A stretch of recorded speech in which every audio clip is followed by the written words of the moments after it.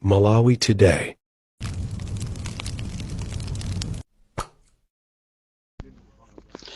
Mwaswera bwanji amalawi nonse chigawo chino chakumasana. This is Comrade Ntanyo hapa Limpopo FM. Lero Malawi ndi 14, mawa ndi 15. Lachiwiri tikupita kukaponya mavoti. Tisapange mistake ina iliyonse.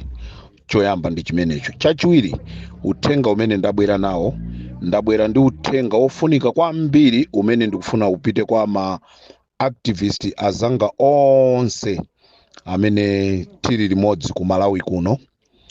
Kwapangidwa chiwembu chimenechi ndifuna ndikuchenjezeni.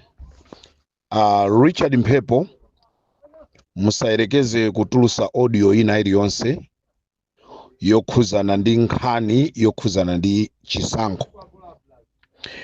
Then ndikupempheni aboni kalindo musatuluseso audio ina iliyonse mmene mwasazikira anthu aja mwasazika anthu.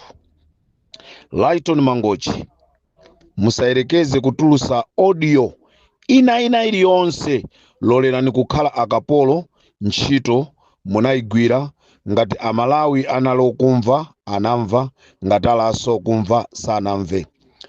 Steve Chimwaza, wherever you are, osatulusa audio ina iliyonse ntchito munagwira munayankhula ndi amalawi.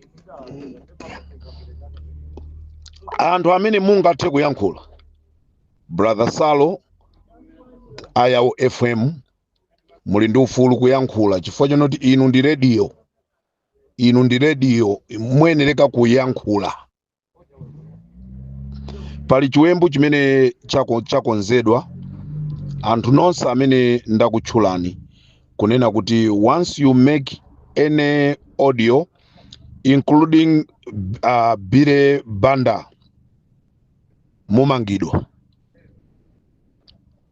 mumangidwa. Choncho ndifuna ndikupempheni ma activist nonse amene mmayankhulira amalawi, amene muli mu dziko lino la Malawi, musayankhule kena kalikonse kokhuzana ndi chisankho, kuyankhula kunena kuti ayi basi ndi mmene zilili boma lalephera anything kukhuzana ndi nyengo imeneyi kufikirana pa 16. Lolerani kukhala akapolo, mtima wanu uwawe ngati muli ndi choyankhula, ngati muli ndi ma information mpaseni DJ Munyanani chifukwa imene ndi radio station ikuyenereka kuyankhula zinthu zonena kuti amalawi aziwe. Yankhulani ndi Anjanji ndi radio station ya movement yonena kuti amalawi adziwe chikuchitika ndi chani.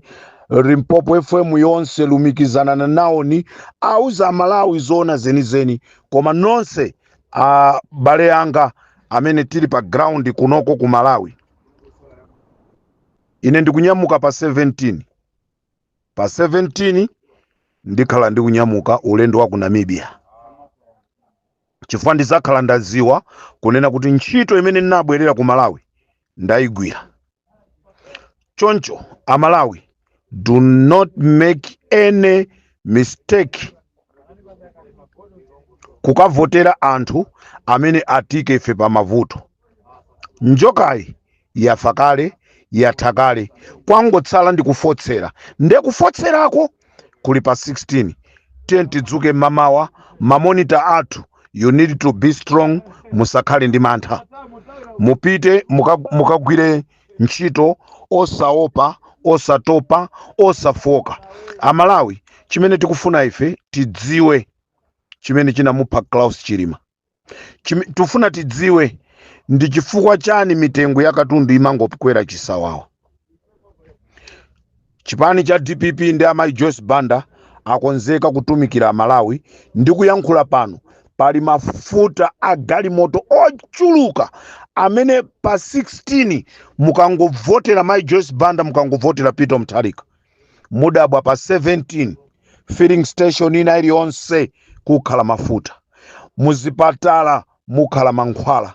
Madokta athu, apolisi athu, aame athu okongola, apolisi athu okongola, masalale akukwera. ndi nkhondo imene takhala tikumenya kunena kuti civil servant wina aliyense azilozeka ndi chala kuti amayi anga adza kuchoka ku ntchito. Amayi onso akamachoka ku ntchito kukafika pa khomo akhale ali okondwa.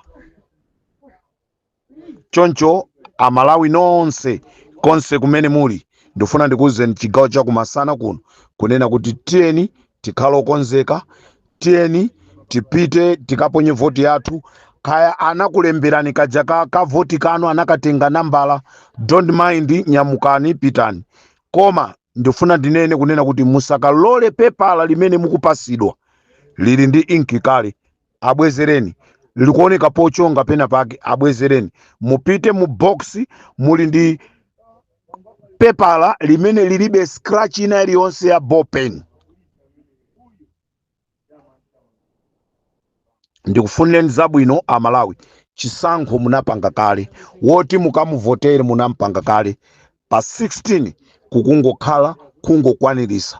Koma Limpopo FM, Wabakiri TV, yawo radio station, Munyanane Lomwe station, DJ Njanji akhala akukupasirani china chilichonse chimene chikufuna kuti chibisike ndi cholinga chonena kuti Amalawi tipulumuke tichoke munganjo imeneyi. And ine I'm promising you kunena kuti sindigona 24 hours kufuna kupulumusa dziko la Malawi mpaka ndionesese kunena kuti Amalawi mwapulumuka. I love you all. May God bless you.